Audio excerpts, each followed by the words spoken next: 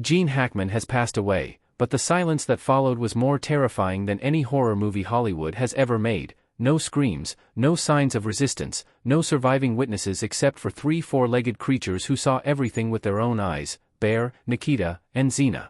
They can't speak, but they know fear, fear etched into every rapid breath, every startle in the night, every mournful howl echoing from the dark corner of the house. Of those, only Bear and Nikita survived, but their eyes from that day on were no longer those of carefree dogs.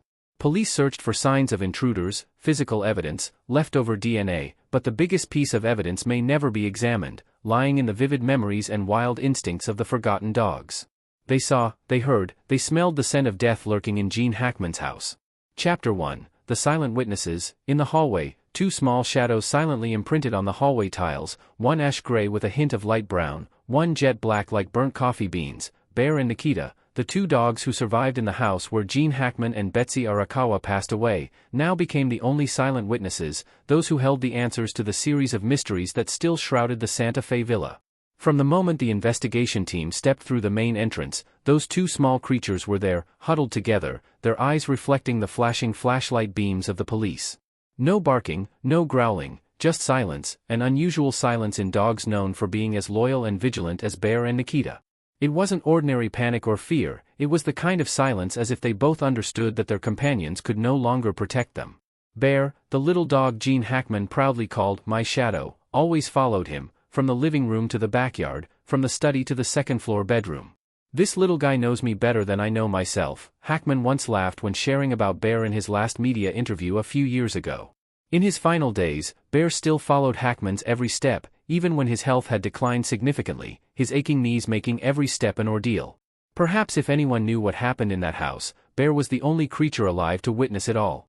Nikita, younger and more active than Bear, was the dog Betsy Arakawa adopted after Gene Hackman was discharged from the hospital in 2020 due to a mild stroke. She said he needed a friend that could run, Gene Hackman joked in a private recording that was never released. Nikita quickly became a bridge between the couple, an old, slow man and a woman who still retained some youthful energy, but what Nikita saw on the last night, the scene that filled the house with deadly silence, will probably remain a mystery behind its dark eyes. Santa Fe investigators initially focused on examining the bodies, the scene, and clear physical evidence, but it was an animal rescuer who was called to take Bear and Nikita out who mentioned an unusual detail. "They didn't bark when we came in," she said. Usually, dogs in a situation like this would be frantic, confused, or even aggressive. But they just sat there, like they knew. The survival instinct of dogs, especially those deeply attached to their owners, makes them sensitive to every movement, every smallest sound in the house. If someone unfamiliar had broken in, if there had been any unusual noise, they would have reacted. But no signs of struggle or resistance, no scratches on the door, no bite marks on anything. Bear and Nikita just sat there like 2 living tombstones that recorded what humans could not see. An animal behavior expert who was invited to assess the dog's psychological state commented, "They've been grieving, not just confused or scared, but truly grieving." Bear and Nikita's silence was the silence of awareness that the people they loved most were gone. But how did they know? How did 2 creatures, only familiar with petting and scraps of food, understand death? Gene Hackman once believed that animals, especially dogs, had a 6th sense, the ability to perceive things that humans were blind to. In a handwritten letter to a close friend in Montana, he wrote, "Bear always knows when I'm not feeling well. Sometimes I think he knows before I do." Did Bear sense something was wrong before anything happened? And did those brown eyes see what the investigators could never reconstruct? Bear and Nikita, 2 silent witnesses, 2 souls standing quietly between the past and the present, and perhaps in his last breaths, Gene Hackman knew those eyes would be the only gateway to the final truth of his life. Chapter 2: Xena, the loyal shadow who died with secrets. Xena was not just a dog to Betsy Arakawa, Xena was the living presence of love, comfort, and a kindred spirit. Gene Hackman once joked, "I might be her husband, but Xena's her soulmate." For many years, the image of Betsy walking around the garden or standing silently by the living room window always had Xena close by, like a breathing, loving, and fearful shadow. When the investigation team entered the Santa Fe villa on that fateful day, one detail made everyone stop. Xena lay motionless inside a tiny kennel pushed into the darkest corner of the bathroom closet. No one knew who had placed the kennel there. Those closest to them confirmed Xena had never slept in the bathroom closet, it had never been where Betsy placed Xena's kennel or bed. The Kelpie mix, who loved to run and preferred open spaces, always demanded to lie at Betsy's feet whenever she read or watched movies. Xena had passed away, her eyes wide open, cloudy, but still reflecting something, like horror, like clinging. The examination found no clear signs of injury, no bruises, no signs of strangulation, no poison in the digestive system. Her heart stopped, simply that. But how could the strong heart of a dog as energetic as Xena quietly stop right next to Betsy, right in that strange dark corner? The answer may lie in the final hours, the gaps that no one except Xena witnessed. The next-door neighbor, Mrs. Mary Keller, recalled that evening, "I saw Betsy through the kitchen window. She was brushing Xena's fur on the porch. They looked peaceful." It was around 7 p.m. Just a few hours later, everything had changed forever, and Xena, from a creature full of life, fell right next to the woman who had raised her since she was a trembling puppy in a wicker basket. There was a small detail almost overlooked in the initial report. The bathroom closet door where Xena was found had a faint scratch, exactly small scratch marks arranged in a uniform curve, as if Xena had tried to use her claws to open the door from the inside. But why would Betsy, who loved Xena like a child, put her in such a confined space?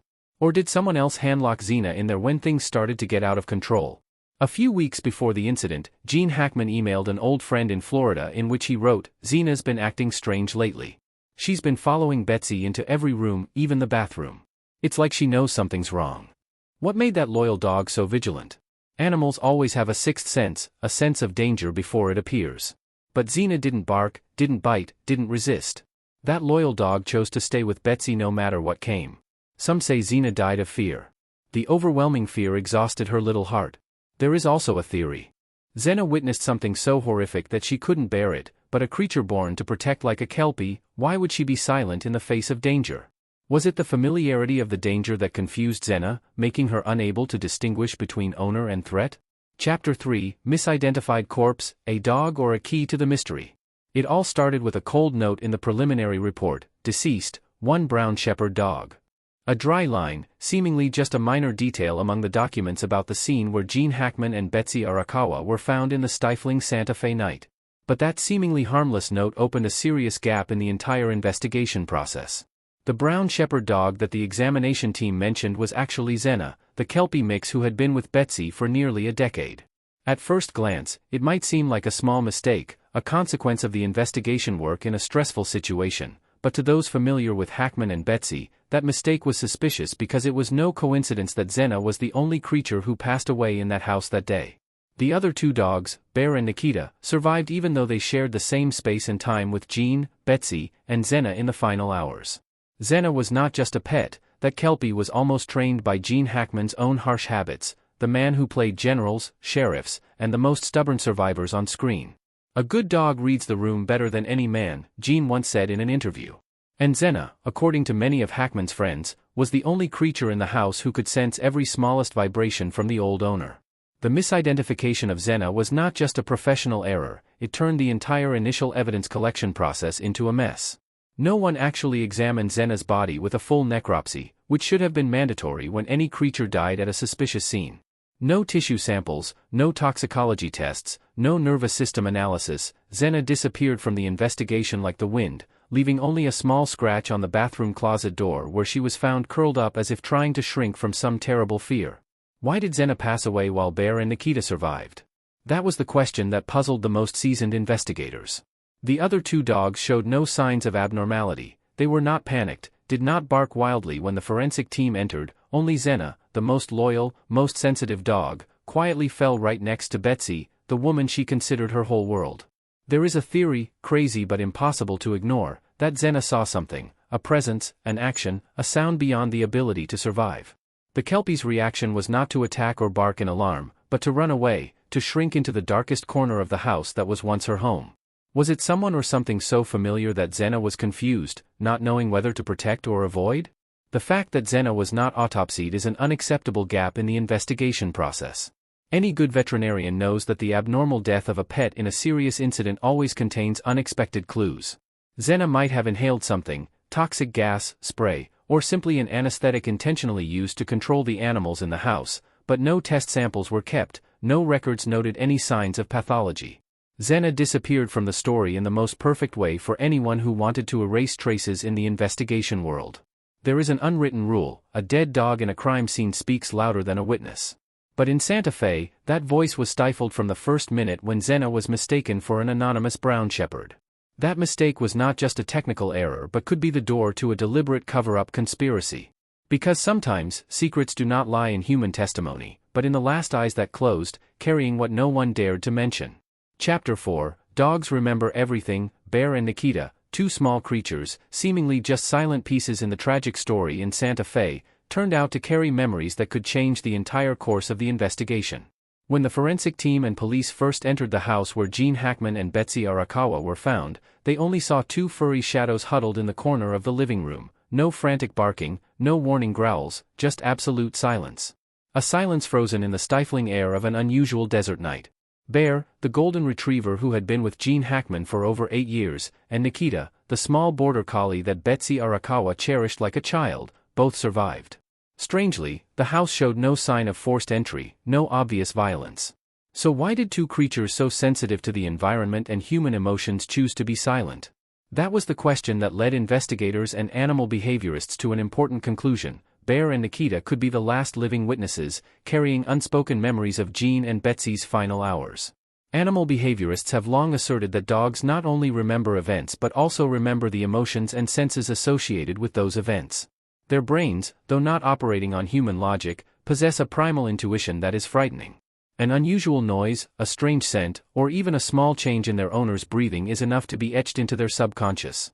And according to initial reports, Bear and Nikita showed no signs of fear or stress when the investigation team approached, a sign that the two dogs did not consider these strangers a threat.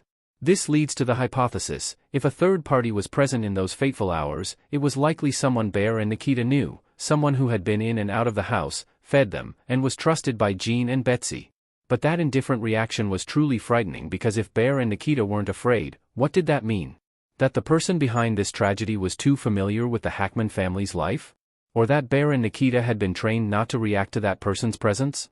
Bear and Nikita are currently under special care at the Santa Fe Tail Center, not just for health or psychological reasons after the shock. Experts are secretly monitoring every reaction, every glance, every smallest action of theirs when a new person enters the room. There is an anecdote that in the early days Bear was transferred to Santa Fe Tails. He growled for no reason when a maintenance worker walked through the backyard. The man was later confirmed to have worked in the Hackman area in 2023. Was that a coincidence? Nikita, unlike Bear, fell into an unusually quiet state, no more of the agile border collie running around the yard like in the videos Betsy posted. Nikita curled up in a corner, looking out the window as if waiting for something or someone. Veterinarians found Nikita's heart rate suddenly increased whenever a man in a hat entered the room, no matter who it was. That conditioned response usually only appears in dogs who have experienced a shock associated with a specific image. Because of these signs, animal behaviorists have collaborated with the investigation team to conduct a series of behavioral tests, from playing old voice recordings from the Hackman house for Bear and Nikita to recreating familiar movements like footsteps, the sound of a wooden door opening, or even the sound of wine glasses clinking. All to look for abnormal reactions. All notes are carefully recorded like a psychological diary that the two dogs do not know they are writing. Dogs remember everything. That is not just a symbolic saying for Bear and Nikita. The memory of that last night is still imprinted in every breath, every step, every haunting look. Only those memories cannot be told in words. They only appear through eyes that suddenly contract when they see a familiar figure or a very soft growl in the quiet night, like an accusation that is never spoken. Chapter 5, The Whispered Confessions. Joey Padilla, a man in his 50s with sunken eyes from night shifts at Santa Fe Tails, once said something that many investigators couldn't forget: dogs don't lie. They remember, they react, and if you know how to listen, they confess. At the center of the story is Zena, the Kelpie mix with burnt brown fur and dark eyes, once Betsy Arakawa's loyal shadow. Zena was not just a dog to Betsy. Zena was a protector, a companion, and a living radar more sensitive than any alarm system installed around the house where Gene Hackman and his wife lived. So when Joey Padilla mentioned Zena's strange defensive reactions months ago, people began to piece together things that no one had paid attention to before. According to Joey, whenever Betsy brought Zena to Santa Fe Tails for bathing or health checkups, Zena always behaved obediently and comfortably, but about 6 months before the tragedy, Zena began to change. Every time Betsy brought Zena to the center, Joey heard a small growl down the hallway, her ears perked up, her body tensed as if ready to attack, and most strangely, it was when certain guests appeared, familiar faces to the Hackman house, people who had come to maintain, repair, or deliver around the area. It wasn't just fear, it was defensive energy, like she had seen something she couldn't unsee, Joey emphasized, and that was what kept him awake many nights after hearing the news of Gene and Betsy's passing. What was etched in Zena's memory? Who or what made the loyal dog always in a state of extreme tension? The story became more chilling when Betsy, on several occasions, mentioned that Zena barked incessantly on moonless nights, not the normal barking when there was a strange noise outside the door, but the kind of incessant barking, an alarm, urgent, as if trying to warn her owner of a potential danger. Some nights, Betsy had to take Zena around the house, turning on all the lights to reassure her, but Zena still scratched at the bathroom door, which later became the scene where Betsy was found. The small closet where Zena's kennel was placed inside the bathroom was once jokingly called Zena's safe haven by Betsy. No one knew why Zena chose that cramped little corner as her refuge in her final years, but later, when animal behavior experts analyzed it, they concluded that it was a sign of a special fear, a fear associated with space, scent, or memories that had occurred in that very place. The most terrifying theory that some investigators dared not speak aloud was Zena did not die of natural causes. No one examined Zena's body, nor did anyone notice the signs of muscle stiffness or foam around the loyal dog's mouth. It all passed like a faint detail in the media storm about Gene Hackman. But to Joey Padula, it never faded. He believed that Zena had witnessed something, a scene terrifying enough to completely destroy the balance of that once resilient dog. Zena was trying to tell us something, but we didn't know how to listen, Joey mumbled as he last visited the Hackman house to collect the remaining belongings of the two surviving dogs, Bear and Nikita. In the moment when the Santa Fe sunlight stretched through the window frame, Joey saw Bear standing silently in the living room, his ears slightly drooping, but not from fear. It was the posture of a dog who knew what had happened but couldn't say it in words. Are Bear and Nikita holding the final pieces? Memories locked in the canine mind, memories that can never become official evidence? But if you know how to listen, every breath, every glance, every light scratch on the wooden floor can be whispered confessions from the other side, confessions that had tried to sound out long before the tragedy occurred, but no one was patient enough to listen. Chapter 6, Beyond the Rainbow Bridge, What the Dogs Left Behind.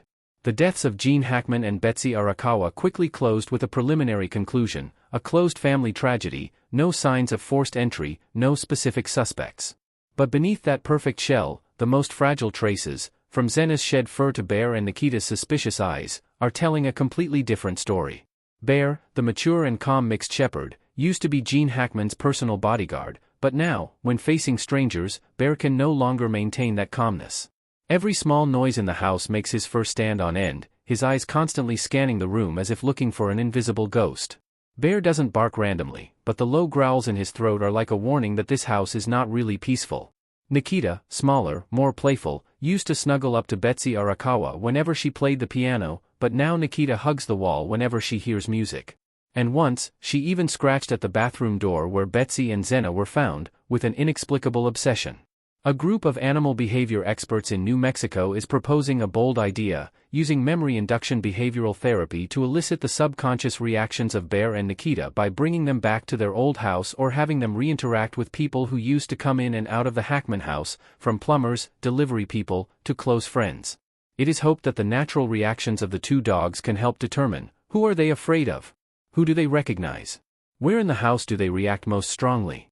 All those reactions, if fully recorded and scientifically analyzed, could become the first unspoken testimony in the history of investigating a case involving a Hollywood legend. Zena has passed away, but that doesn't mean Zena left nothing behind. The fur left on the bathroom floor, the scratch marks on the wooden door, even the tissue samples left in the kennel, all are biological traces that can tell Zena's final story. Why did Zena die while Bear and Nikita survived? What happened inside the closed bathroom? If Zena was really psychologically shocked, poisoned, or even killed to cover up clues, then that Kelpie's small body is the final biological archive of the horrific hours that no one ever heard. Perhaps Gene Hackman and Betsy Arakawa took their secrets to the grave, but that doesn't mean the secret will be buried forever. A new investigation, not about humans, but about four-legged witnesses, is being quietly conducted by behaviorists, animal forensics, and even spiritual experts in Santa Fe. The answer may never be completely complete, but with every anxious glance of Bear, every fearful hug of Nikita, and every small fur left by Zena, Gene Hackman and Betsy Arakawa's most loyal creatures may be the keys to unlocking the final mystery.